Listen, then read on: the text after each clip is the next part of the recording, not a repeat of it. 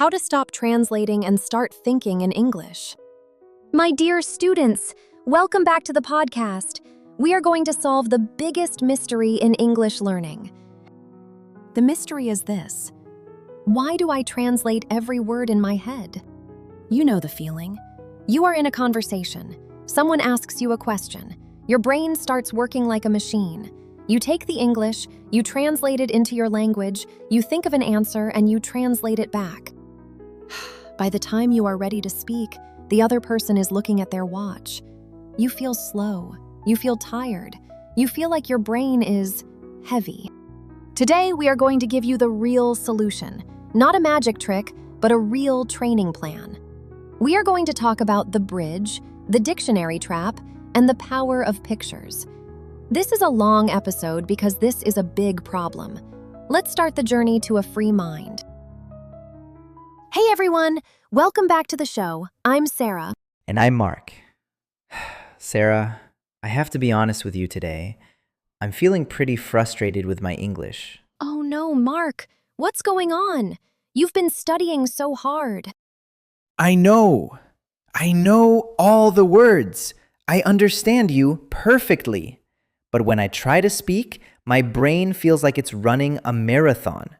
I'm constantly translating from my language to English. It's slow, it's tiring, and I feel like I'm always 2 seconds behind the conversation. Mark, you are not alone. That is the translation trap, and almost every learner falls into it. But here's the good news. You can train your brain to stop doing that. Really? Because it feels like a reflex, like I can't stop it. Well, think about it this way. Why does your brain translate? It's because it's looking for a safe place. Your native language is home. English is a new city. Every time you see something in the new city, you try to find the home version of it.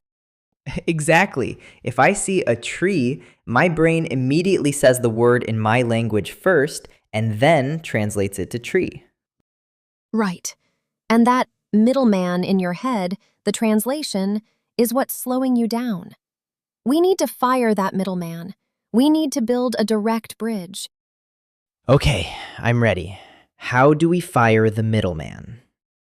Strategy number 1 is what I call physical labeling. Mark, look at the coffee cup in your hand right now. Okay, I'm looking at it. When you look at it, don't think of the word in your language. Look at the steam, feel the heat, and just think the sound. Coffee. Coffee. Exactly. Don't let your brain go to home first. Go directly to the object. I want you to go around your house today and touch 50 things. Touch the door, the window, the fridge. When you touch them, say the English name immediately. You are teaching your brain that the object and the English word are the same thing. So no translation allowed? 0. If you catch yourself translating, just stop, look at the object again, and say the English word. It's like muscle memory for your brain. That makes sense for objects, Sarah. But what about difficult words, ideas, or feelings? I can't touch the word responsibility or excited. That's a great point. For those invisible words, you have to use mental pictures. Like a movie in my head? Exactly. If I say the word excited, don't look for the translation. Imagine a person jumping up and down with a big smile. See the energy. If you connect the feeling or the image to the word, you don't need your native language. You're building a library of pictures, not a library of translations. I like that. So instead of a dictionary with 2 languages, I should have a dictionary of images? Precisely. And speaking of dictionaries, Mark, what kind of dictionary are you using on your phone? It's an English to Portuguese dictionary. Throw it away, Mark. Well, don't throw your phone away, but delete the app. But Sarah, how will I understand new words? Use an English-Only Learner's Dictionary. When you use a translation dictionary, you are telling your brain, it's okay, we will always use our native language to help us. But when you use an English-to-English dictionary, you stay inside the English bubble. You learn new words using words you already know. That sounds harder, though. It takes more work.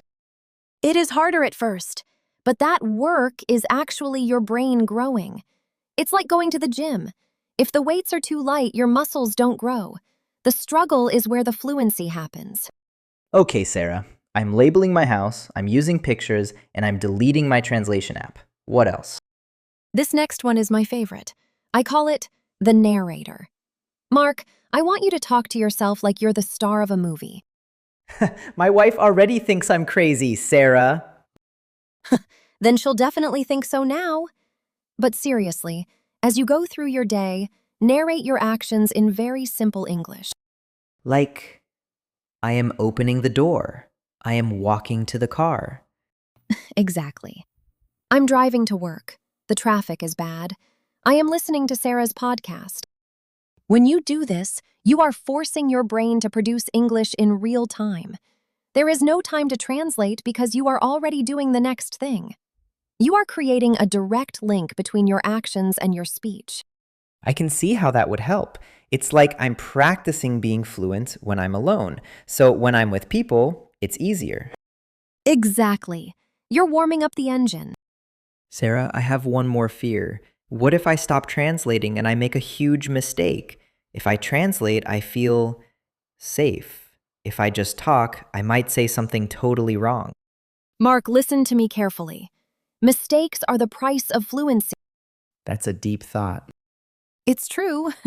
When you translate, you are trying to be 100% perfect, but you are 0% fast. When you stop translating, you might be 80% perfect, but you are 100% fluent. People don't care if you miss a the or an a, they care about the connection.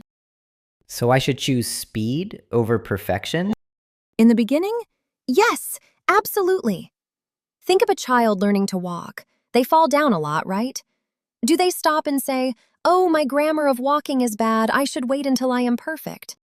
No, they just keep moving. Exactly. They want to get to the toy. They want to reach the goal. Your goal is communication. If you can get your idea across, you win. The perfection will come later with more practice. Wow, I feel a lot better, Sarah. It's not that I'm bad at English. It's just that I've been using the wrong system. Precisely. You have a great engine. You just had a middleman holding the brakes. So, to summarize for our listeners, Sarah, tell them one more time, what are the steps? 1. Label your world. Touch objects and say the English name. No translating. 2. Think in pictures.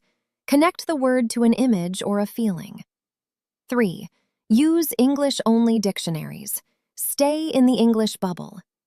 4. Narrate your life. Talk to yourself about what you are doing. 5.